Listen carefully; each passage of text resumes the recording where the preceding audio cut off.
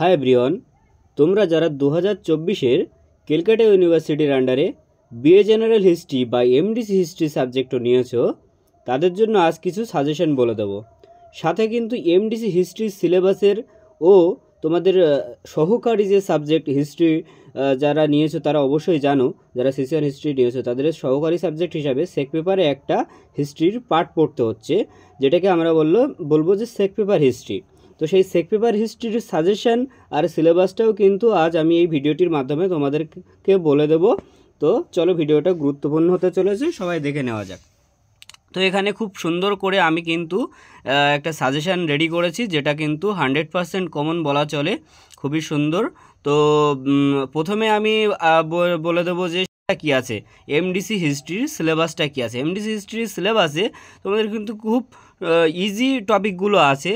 তো সিলেবাসটা একটু দেখে নাও। সিলেবাস আমি বলে দেব, বাট বেশি এগুলো ডিসকাস করার নেই, তোমরা একটু দেখি স্ক্রিনশট করে নিও, ঠিক আছে। তো প্রথমে যে চ্যাপ্টারটা আছে, যে প্রাচীন ভারতের ইতিহাসের পুনর্গঠন, এর মধ্যে মনে করো যে ইতিহাসের ধারণা বা ভারতের ভাবনা, ঐতিহাসিক পুনর্গঠনের উপকরণ বা পদ্ধতি কী কী ছিল, এই ধরনের টপিকগুলো ব্যাখ্যা করা হয়েছে। তারপরে 2 নম্বর অধ্যায়ে আছে শিকারী সংগ্রহ ও খাদ্য উৎপাদনের বিকাশ। তার মধ্যে যে প্যারোলিথিক যে তোমার এজটা ছিল, মেসোলিথিক এজ বা নিওলিথিক, চালকোলিথিক, যারা 10-12-এ যারা হিস্ট্রি সাবজেক্টিভ পড়েছো তারা অবশ্যই এই সমস্ত টার্মসগুলোর সাথে খুবই কিন্তু পরিচিত। তো এইগুলো কিন্তু তোমরা যারা আগে পড়েছো তাদের কাছে খুবই সহজ হবে, ঠিক আছে। তো তারপরে অধ্যায় কী আছে দেখো, হরপ্পা সভ্যতা। হরপ্পা সভ্যতা তো খুবই একটা ইন্টারেস্টিং পার্ট, অবশ্যই আমারও খুব ভালো লাগে। তো অবশ্যই ওই হরপ্পা সভ্যতা থেকে অনেক অনেক প্রশ্ন আছে, আমি তোমার সাজেশানে রেখেছি। তো অবশ্যই তোমরা এটা ইন্টারেস্টিং পার্ট ভালো করে পড়বে। পরিবর্তনের যুগের সংস্কৃতি, তোমার এখানে মধ্য ভারত, দাক্ষিণাত্য, তামিলকাম সভ্যতা, উত্তর ভারত, এই সমস্ত যে আর্য অনার্য যে সমস্যা, এই সমস্ত ব্যাপারে কিন্তু এই চতুর্থ অধ্যায়ে কিন্তু আলোচনা করা হয়েছে। তো এই ছিল তোমাদের এই যে সিলেবাস। তো সিলেবাসটা কিন্তু তোমরা সুন্দর করে স্ক্রিনশট করে নাও, আমি আর এগুলো ডিটেলসে বলছি না। তো সবার ফার্স্টে বলে দিই যে তোমাদের মার্কস ডিভিশনটা কী থাকবে। মার্কস ডিভিশনটা থাকবে টোটাল, তোমরা জানো যে 75 মার্কসের কিন্তু তোমাদের এক্সাম দিতে হয়। ক্যালকাটা ইউনিভার্সিটির আন্ডারে যারা এমডিসি স্টুডেন্ট আছো, তারা CC1 বা CC2 যে সাবজেক্টটি হিস্ট্রি রাখো না কেন, তোমাদেরকে কিন্তু 75 মার্কসের এক্সাম দিতে হবে, সেটা বাইরের সেন্টারে গিয়ে। তো এখানে টোটাল 75 মার্কসের থেকে গ্রুপ এ এবং গ্রুপ বি করে তোমাদের কিন্তু কোশ্চেন থাকবে। বাংলা এবং ইংলিশ উভয় তোমার ল্যাঙ্গুয়েজেই কিন্তু প্রশ্ন থাকে, তোমরা যে ল্যাঙ্গুয়েজ পছন্দ করো সেই ল্যাঙ্গুয়েজে লিখবে। তো গ্রুপ এতে থাকে 15 নাম্বারের একটা থাকে আর 5 নাম্বারের একটা থাকে, এটা গ্রুপ এ এর মধ্যে থাকে। আর গ্রুপ বি এর মধ্যে থাকে তোমার যে 15 নাম্বারের কিন্তু 3টে থাকে, আর তোমার 5 নাম্বারের কিন্তু 2টো থাকে, ঠিক আছে। এই টোটাল তোমার কিন্তু 75 মার্কসের মার্কস ডিভিশন, ঠিক আছে। এবার চলো মার্কসটা দেখে নেওয়া যাক যে সাজেশানটা কী আছে। সাজেশান আমি 5 নাম্বারে কিছু রেখেছি, 15 মার্কের রেখেছি, এবং অতিরিক্ত কিছু প্রশ্নও রেখেছি। যারা একটু বেশি পড়তে পছন্দ করো, মনে করো যে একটু ভালোভাবে নাম্বারটা ক্যারি করতে হবে, কোনো ছেড়ে আসবো না, তাদের জন্য কিন্তু অতিরিক্ত প্রশ্ন রেখেছি। আবার যারা একটু কম পড়ে কম টাইমে ভালো নাম্বার নিয়ে আসতে চাও, তারা কিন্তু এই যেগুলো শর্ট সাজেশানের মধ্যে আছে এইগুলো পড়ে কিন্তু ভালোভাবে তোমরা নাম্বারটা ক্যারি করতে পারবে। তো চলো দেখে নেওয়া যাক। 5 নম্বরের প্রশ্নের প্রথমেই কি আছে, যে লেখার এবং মুদ্রার ইতিহাস নিয়ে আলোচনা করো। আমরা অবশ্যই যে মুদ্রা, আমরা জানি প্রাচীন ভারতে যে প্রাচীন ইতিহাসের যে মুদ্রা বা যে সমস্ত লিপি, লেখা মানে এখানে লিপিকে বোঝানো হচ্ছে, যে এই লিপি বা মুদ্রা এগুলোর যে ইতিহাস, সেটা আলোচনা করতে বলা হচ্ছে। তারপর 2 নম্বরে কোনটা রাখা হয়েছে, যে সভা ও সমিতির গুরুত্ব বিষয়গুলি লোক। ক্লাস 10-এ এই সভা সমিতির যুগ বলে একটা কিন্তু ছিল, টপিক ছিল। তো এই সভা সমিতির এই সমস্ত ব্যাপারগুলো তোমরা অনেকেই জানো, তো এগুলো কিন্তু সুন্দর করে পড়ে নেবে। 3 নম্বরের প্রশ্ন আছে মগধের উত্থানের কারণগুলো লেখো। 4র্থ নাম্বার আছে জৈন ধর্ম বৌদ্ধ ধর্মের মধ্যে পার্থক্য। এই দুটো ধর্মের মধ্যে পার্থক্য, এই যে প্রশ্নটা, এটা কিন্তু 15 নম্বরেও আসে, আবার কিন্তু 5 নম্বরেও আসে। তো এগুলো কিন্তু খুবই ইম্পর্টেন্ট প্রশ্ন, খুব শর্ট সাজেশান, তাই জন্য কোনো চিন্তার কোনো কারণ নেই, খুব সুন্দর করে পড়বে, দেখবে এইগুলোই কিন্তু চলে এসছে। তারপরে কি, দেশীয় সাহিত্যের উৎস নিয়ে আলোচনা করো। দেশীয় সাহিত্য, যে সমস্ত সাহিত্য বা লিপির থেকে আমরা আমাদের ইতিহাস জানতে পারি, সেগুলো কোথা থেকে, উৎস কী, এগুলো আলোচনা করতে বলা হচ্ছে। তারপর কি 6 নম্বরে বলছে হরপ্পা সভ্যতার নগর পরিকল্পনা। ওই যে হরপ্পা সভ্যতার চ্যাপ্টার, তো এখানে সেই হরপ্পা সভ্যতার নগর পরিকল্পনা ব্যাখ্যা করো। হরপ্পা সভ্যতা কীভাবে গড়ে উঠেছিল, সেখানকার ঘর বাড়ি থেকে শুরু করে সমস্ত কিছু অবশ্যই তোমরা একটু একটু হলেও জানো, তো সেরকমভাবে খুব সুন্দর করে পড়ে কিন্তু সবিস্তারে লিখবে। 7 নম্বরের প্রশ্ন কি আছে, যে মেসোলিথিক যুগের ও সেটাকে মধ্যপ্রস্তর যুগ বলা হচ্ছে, সেই যুগের প্রধান বৈশিষ্ট্যগুলো নিয়ে আলোচনা করো। 8 নম্বরে প্রশ্ন বলা হচ্ছে মগধের উত্থানের কারণগুলি লেখো। 9 নম্বরের প্রশ্ন বলা হচ্ছে হরপ্পা সভ্যতায় তো ধর্ম ছিল, হ্যাঁ, সেখানে আমরা জানি যে ঐতিহাসিকরা সেখানে খনন কার্য চালিয়ে বিভিন্ন দেবদেবীর মূর্তি উদ্ধার করেছে, তো সেখানে নিশ্চয়ই মানুষ ধর্মচারণও করতো, সেই ধর্মর কিন্তু আলোচনা করতে বলা হচ্ছে। 10 নম্বরে বলছে মহেঞ্জোদাড়োর সভ্যতা ব্যাখ্যা করো। মহেঞ্জোদাড়োর সভ্যতা ব্যাখ্যা করো, এই যে এই প্রশ্নটা 10 নম্বর। হ্যাঁ, 11 দাগে বলা হচ্ছে বৈদিক সাহিত্যের ব্যাখ্যা করো। হ্যাঁ, তারপরে 12 দাগে বলছে আজীবক ধর্ম সম্বন্ধে সংক্ষিপ্ত টিকা লেখো। এইগুলো ছিল কিন্তু তোমার 5 নম্বরের সাজেশন প্রশ্ন। এবার তোমাকে আমি বলে দেবো যে অতিরিক্ত কয়েকটা প্রশ্ন বলে দেবো। অতিরিক্ত প্রশ্ন যেমন কি ইতিহাস এবং ঐতিহাসিক বর্ণনা, ঐতিহাসিক যে ব্যাপারটা, ইতিহাস এবং তোমার ঐতিহাসিক এর যে পার্থক্যটা, সেটা তোমার অতিরিক্ত প্রশ্নের মধ্যে পড়তে হচ্ছে। প্রাচীন ভারতের নারীর অবস্থান নিয়ে আলোচনা করো। প্রাচীন ভারতের নারীরা কীভাবে সমাজে বসবাস করতো, তাদের সমস্ত কিছু কিন্তু আলোচনা করতে বলা হচ্ছে। 4 আশ্রম বা যেটাকে আমরা চতুরাশ্রম পদ্ধতি বলি, সেই চতুরাশ্রম পদ্ধতি নিয়ে সংক্ষিপ্ত টিকা হিসাবে তোমরা কিন্তু 5 মার্কসে তোমরা পড়তে পারো, ঠিক আছে। তারপরে বলছে আর্য সত্য, যে চারটি মহাসত্য ছিল, এই মহাসত্যগুলোর ধারণা সংক্ষিপ্ত তোমাদেরকে লিখতে বলা হচ্ছে। তারপর প্রাগৈতিহাসিক যুগের প্রধান বৈশিষ্ট্যগুলো আলোচনা করো।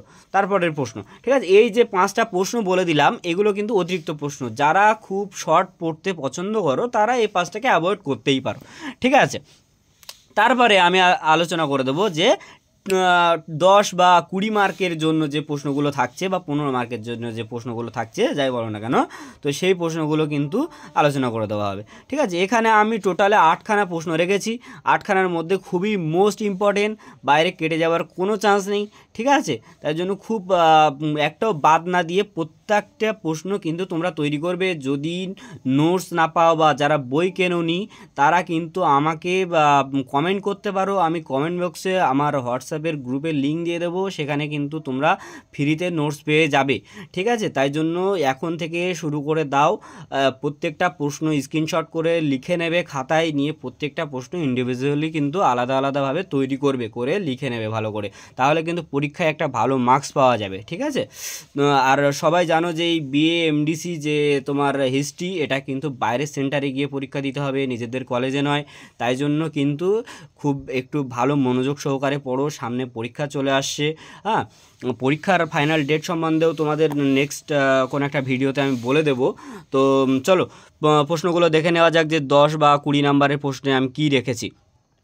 সেখানে প্রথমে প্রশ্ন আছে প্রাচীন ভারতের ইতিহাস লেখার ক্ষেত্রে সাহিত্যিক উৎসের গুরুত্বপূর্ণ বিষয়গুলি লেখো। প্রাচীন ভারতের ইতিহাস লিখতে গেলে যে সাহিত্যিক যে উৎসগুলো, যে আমরা বিভিন্ন সাহিত্য থেকে যে ইতিহাস জানতে পারি, সেই উৎসগুলো সম্বন্ধে তোমাকে কিন্তু লিখতে বলা হচ্ছে। তারপরে 2 নম্বরের প্রশ্নে যে প্রাচীন ভারতীয় ইতিহাস লেখার ক্ষেত্রে প্রত্নতাত্ত্বিক উৎসের গুরুত্বপূর্ণ বিষয়গুলি লেখো। যে আমাদের প্রাচীন ভারতের ইতিহাস যখন আমরা লিখবো বা বলবো, আলোচনা করব, সেখানে আমাদের যে প্রত্নতাত্ত্বিক উপাদান, বিভিন্ন প্রত্নতত্ত্ববিদরা বিভিন্ন সাইটে থেকে যে সমস্ত উপাদান সংগ্রহ করে, অস্ত্রপাতি, সেই যুগের ব্যবহার করা, সেই যুগের ব্যবহার করা মুদ্রা, যে কোনো জিনিস যেগুলো প্রত্নতাত্ত্বিক উপাদান হিসাবে জানি, তো সেইগুলোর থেকে আমরা কি করে ইতিহাসের আমরা জানতে পাচ্ছি, সেটার গুরুত্বপূর্ণ বিষয়গুলি কিন্তু এখানে আলোচনা করতে বলা হচ্ছে। খুব মোস্ট ইম্পর্টেন্ট প্রশ্ন এগুলো। তারপরে 3 নম্বরে রেখেছি যে হরপ্পা সভ্যতার পতনের কারণগুলো আলোচনা করে। এই যে হরপ্পা সভ্যতা, এটা নিয়ে কিন্তু অনেকগুলো প্রশ্ন কিন্তু আসে।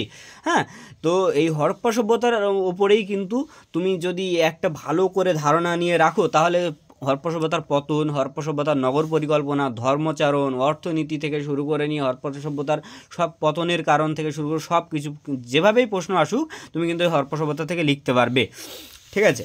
তারপরে বলা হচ্ছে যে হরপ্পা সভ্যতার ধর্মীয় ও অর্থনৈতিক জীবন সম্বন্ধে আলোচনা করো। এই হরপ্পা সভ্যতার যে তোমার অর্থনৈতিক জীবন বা ধর্মীয় জীবন কেমন ছিল, সেখানকার মানুষ কি ধর্মীয় জীবন পালন করতো, অর্থনীতি কীভাবে ছিল, অর্থনীতি তো মূলত সেখানকার কৃষি, তখন তৎকালীন সময়ে আমরা জানি যে হরপ্পা সভ্যতায় কিন্তু ধানের যে রাখার ঘর সেটা পাওয়া গেছিলো, শস্য ভাণ্ডার বা শস্যাগার যেটাকে বলে সেটা পাওয়া গেছিলো। তারা কিন্তু কৃষি ক্ষেত্রে পশুপালনও করতো। ঠিক আছে, এরকম অনেক কিছু থাকে, তোমরা নোটসের ভেতরে পড়তে পারবে। নোটস যদি কারো নেওয়ার হয়, যেরকম বললাম যে এই যে ভিডিওটা সম্পূর্ণ দেখবে, লিখে নেবে এবং নিচে কমেন্ট করবে যে হোয়াটসঅ্যাপে নোটস নিতে চাও, তাহলে আমি গ্রুপের লিঙ্কটা কিন্তু তোমাদেরকে শেয়ার করে দেবো। ঠিক আছে, 5 নম্বরের আছে যে 16 মহাজনপদ নিয়ে আলোচনা করো। 16টি মহাজনপদ নিয়ে আমরা কিন্তু অনেক পড়েছি, এবার একটু কলেজে কিন্তু তোমাদের একটু বিস্তারিতভাবে পড়তে হবে, তো এটা কিন্তু তোমরা নোটসের মধ্যে খুব সুন্দরভাবে বর্ণনা করা আছে। তারপরে 6 দাগে বলছে যে মগধের উত্থানের কারণগুলো। হ্যাঁ, আমরা সেই মগধ সম্বন্ধে জানি, যেখানে চন্দ্রগুপ্ত মৌর্য বা তোমার বড় বড় সম্রাট অশোক বা বিম্বিসার, এদের যে মগধ, হ্যাঁ, সেই মগধের সম্বন্ধে কিন্তু এখানে লিখতে বলা হচ্ছে। হ্যাঁ, মগধ কীভাবে উত্থান ঘটেছিল। তারপরে 7 নম্বরে প্রশ্নে নতুন প্রস্তর যুগ বা নব্য প্রস্তর যুগের বিবর্তনের অর্থ কী অথবা এর তাৎপর্য আলোচনা করো। খুব মোস্ট ইম্পর্টেন্ট প্রশ্ন। তারপর 8 দাগে বলা হচ্ছে ঋগ্বেদে অর্থনৈতিক, সামাজিক, রাজনৈতিক জীবনযাপন আলোচনা করে। এ বিষয়ে উত্তর বৈদিক যুগে কী কী পরিবর্তন লক্ষ্য করা যায়। এই যে 8 দাগটা, তোমরা যারা ভিডিওটা দেখছো তারা অবশ্যই এটা কিন্তু একটা পেন খাতা নিয়ে কিন্তু লিখে নেবে, হ্যাঁ, সমস্ত কিছু, তাহলে কিন্তু তোমাদের আর গোলাবে না। তারপরে দেখো, যারা এই এমডিসি হিস্ট্রি রেখেছিলে, তাছাড়া তাদের কিন্তু সেক পেপারে হিস্ট্রি পড়তে হচ্ছে, এটা তো আমি বলেই দিলাম। তাছাড়া যারা অনার্স নিয়েছো, অনার্সেও কিন্তু এই হিস্ট্রি সেক পেপার কিন্তু পড়তে হচ্ছে। তো যারা বাংলা ভাষা নিয়ে লিখবে তারা কিন্তু এই সেকের সাজেশনটাও কিন্তু দেখে নিতে পারো। যারা অনার্সের স্টুডেন্ট আছো তাদের কিন্তু এই সেক পেপারের যে এক্সামটা, এটা কিন্তু বাইরের সেন্টারে গিয়ে এক্সাম হবে। আর যারা বিএ জেনারেল বা এমডিসি কোর্সের স্টুডেন্ট আছো, তাদের কিন্তু এই সেক পেপারের এক্সামটা নিজেদের কলেজে হবে। তবে নিজেদের কলেজে হলেও খুব আনন্দ করার কিছু নেই, নিজেদের কলেজে হলেও কিন্তু তোমার সিইউ কন্ডাক্ট করবে। ঠিক আছে, তাই জন্য খুব সুন্দরভাবে লিখতে হবে, কারণ যদি এই সাবজেক্টেও সাপ্লি আসে তাহলে কিন্তু তোমার রেজাল্ট নট ক্লিয়ার। তো চলো, সেক পেপারের যে সিলেবাসটা এটা দেখে নেওয়া যায়। সেক পেপারের সিলেবাসে ওই যে সংগ্রহাগার, হ্যাঁ, বা যেটাকে আমরা জাদুঘর বলি, হ্যাঁ, এর যে কার্যবিধি, কী করে এই জাদুঘর বা সংগ্রহাগারগুলো এরা কাজ করে, কী করে তোমার তৈরি হয়েছিল ভারতের সংগ্রহাগারগুলো, এর ঐতিহাসিক গুরুত্ব কী আছে, বা এর এই সংগ্রহাগারের তোমার নীতিমালা কী আছে, সংরক্ষণ করতে হয় তো সংগ্রহাগারগুলোতে, হ্যাঁ, কার্যক্রম, নীতিমালা টালা এগুলো। তারপরে সংগ্রহাগার কীভাবে অনুসন্ধান করে, খনন করে, হ্যাঁ, বা ওইগুলো কীভাবে, বা যে সমস্ত খনন করে পায় তারা সেগুলো কীভাবে রাখে, হ্যাঁ, বা তোমার জাদুঘর বা সংগ্রহাগারের যে তোমার পরিচালনা কমিটি, তাদের দায়িত্ব কী আছে, বা এখান থেকে শিক্ষা বা যোগাযোগ সম্প্রসারণ কীভাবে আমরা উন্নতি লাভ করতে পারছি, এরকম বিভিন্ন কিছু এই টপিকটার মধ্যে আছে। খুব ইজি একটা সাবজেক্ট, নাম্বার ক্যারি করা খুবই কিন্তু ইজি। আমার কাছে যারা অফলাইনে ব্যাচ পড়ে তারা অবশ্যই জানো, তারা কিন্তু আমি খুব শর্টলি এবং খুব সুন্দরভাবে এগুলো বুঝিয়ে দিয়েছি। যারা অনলাইনে অফলাইনে ব্যাচ পড়তে চাও, তারা কিন্তু first semester, second semester, third semester, যে সেমিস্টার হও না কেন, তারা কিন্তু কন্ট্যাক্ট করতে পারো আমার সাথে। ঠিক আছে, তারা কমেন্টে কন্ট্যাক্ট করতে পারো, তাদেরকে আমি হোয়াটসঅ্যাপ নাম্বার দিয়ে দেবো, হোয়াটসঅ্যাপ গ্রুপের লিঙ্ক দিয়ে দেবো, তারা কিন্তু আমার সাথে যোগাযোগ করে নিতে পারো। ঠিক আছে, তো চলো এর সাজেশানটা একটু দেখে নেওয়া যাক, যে সাজেশানে বেশি কয়েকটা প্রশ্ন রাখিনি। 30 নাম্বারের একটা প্রশ্ন আসে, অবশ্যই জানো যে 30 নাম্বারের একটা প্রশ্ন আসে। সরি, এখানে 2 আমি দিয়ে ফেলেছি, তো কিন্তু এটা কিন্তু একটা প্রশ্ন আসবে 30 নাম্বারের। ঠিক আছে, মার্ক করে দিলাম। তারপরে 10 নাম্বারের কিন্তু 2টো প্রশ্ন থাকবে। এই 10 নাম্বারের প্রশ্নগুলো 8 + 2 = 10, বা ভাঙা প্রশ্ন আসতে পারে, বা 5 + 5 = 10, এরকমভাবে কিন্তু 10 নাম্বারের 2টো, মানে মোটমাট 50 নাম্বারের এক্সাম হবে। ঠিক আছে, তো এখানে 30 নাম্বারে একটা প্রশ্ন এবছরের জন্য যারা 2025-এ এক্সাম দিতে যাচ্ছ, তারা কিন্তু একটা প্রশ্ন খুবই ইম্পর্টেন্ট, দেখবে কলেজে প্রজেক্ট বা অ্যাসাইনমেন্টেও কিন্তু তোমাদের এই ধরনের প্রশ্ন দিয়েছে যে সংরক্ষণাগার বা জাদুঘরের পরিদর্শন করে এমন একটি প্রতিবেদন লেখো। কোথাও কোনো একটা সংরক্ষণাগার বা জাদুঘরে তুমি ঘুরতে গেছো, হ্যাঁ, সেটা পরিদর্শন করে এসছো, তার উপরে একটা প্রতিবেদন রচনা মতো করে 1200 বা তোমার 1000-1200 ওয়ার্ডের মধ্যে কিন্তু খুব সুন্দরভাবে লিখতে হবে 30 নাম্বারের জন্য। এই নোটসগুলো কিন্তু তোমরা যদি পেতে চাও তাহলে কিন্তু আমাকে তোমরা গুগল থেকেও পেতে পারো, কিন্তু সেরকমভাবে গুগলে তো আর গুছিয়ে লেখা থাকে না, তো তোমরা কিন্তু আমাকে কমেন্ট করে জানাতে পারো, ঠিক আছে। 10 নম্বরের প্রশ্নের জন্য কোনগুলো রেখেছি দেখো, যে জাদুঘর সংগঠন এবং কার্যক্রম নিয়ে লিখুন। হ্যাঁ, জাদুঘরের সংগঠন বা জাদুঘরের কাজ কী আছে। হ্যাঁ, তারপরে সংরক্ষণাগারের 2 নম্বরের প্রশ্ন, সংরক্ষণাগারের সংগঠন ও কার্যক্রম নিয়ে লেখো। তারপরে 3 দাগে আছে জাদুঘরের দর্শন নীতি নিয়ম নীতি আলোচনা করো। জাদুঘর দর্শন করতে গেলেও তো কিছু নিয়ম নীতি থাকে, সেটা। তারপরে আছে 1814 সালে ইন্ডিয়ান মিউজিয়ামের প্রতিষ্ঠাতা। 1814 সালে যে আমাদের ভারতে ইন্ডিয়ান মিউজিয়াম প্রতিষ্ঠা হয়েছিল সেটার সম্বন্ধে লেখো। এটা কিন্তু মোস্ট ইম্পর্ট্যান্ট প্রশ্ন, প্রত্যেকটা কলেজে কিন্তু এই ধরনের প্রশ্ন কিন্তু বেছে বেছে দেয়, ঠিক আছে। তারপরে প্রশ্ন দেখো, সংরক্ষণাগারের ভূমিকা এবং গুরুত্ব নিয়ে আলোচনা করো। তারপরে প্রশ্ন আছে দেখো, যে ভারতের সাংস্কৃতিক ঐতিহ্যের সংরক্ষণে সংরক্ষণাগার ও জাদুঘরের ভূমিকা মূল্যায়ন করো। তো এখানে টোটাল মার্কস 50 আর 30 × 1 বা 10 × 2, এটা কিন্তু তোমাদেরকে আমি বলে দিয়েছি। আরেকবার আমি দেখিয়ে দিই, যারা স্ক্রিনশট নিতে চাচ্ছ তারা স্ক্রিনশট নিয়ে রাখো, ঠিক আছে। আর ভিডিওটা আজকে একটু বড় হলো, এই ধরনের কিন্তু অনেক অনেক সাবজেক্টে ভিডিও আসবে। আর কোন কোন সাবজেক্টে তোমরা সাজেশান, নোটস বা সিলেবাস জানতে চাও, বা তোমাদের স্কলারশিপ সম্বন্ধিত বা কলেজের ভর্তির যে কোনো বিষয়ে যদি তোমাদের কোনো কোথাও প্রবলেম হয়, বিভিন্ন কলেজের যারা মাল্টি কলেজ অ্যাডমিশন নিয়ে রেখেছো তাদের টিসি বিভিন্ন প্রবলেমও হচ্ছে অনেক কলেজে। অনেক স্টুডেন্টরা আমাকে বলছো পার্সোনালি ফোন মেসেজ করে, যারা আমার কাছে পড়ে তারাও বলে। তো তাদের কিন্তু আমি বলে দেবো যে কীভাবে কী করলে তোমরা উপকৃত হতে পারো। তাই জন্য তোমরা কিন্তু আমার চ্যানেলটাকে সাবস্ক্রাইব করে রাখতে পারো, ভবিষ্যতে অনেক উপকার হতে চলেছে। আর তোমরা এই ভিডিওর কমেন্ট বক্সে যারা নোট নিতে চাও তারা অবশ্যই কমেন্ট করবে, আমি তাহলে কিন্তু হোয়াটসঅ্যাপ গ্রুপের লিঙ্ক তোমাদেরকে দিয়ে দেবো, ঠিক আছে। চলো আজকের মতো টাটা, আবার কালকে আর একটা ভিডিও নিয়ে দেখা হবে। আর অন্য কোন ভিডিও তোমাদের যে সমস্ত সাবজেক্টগুলো আছে তার সাজেশান, নোটস তোমরা চাও, আমাকে কিন্তু কমেন্টের মাধ্যমে জানাতে পারো। চলো টাটা।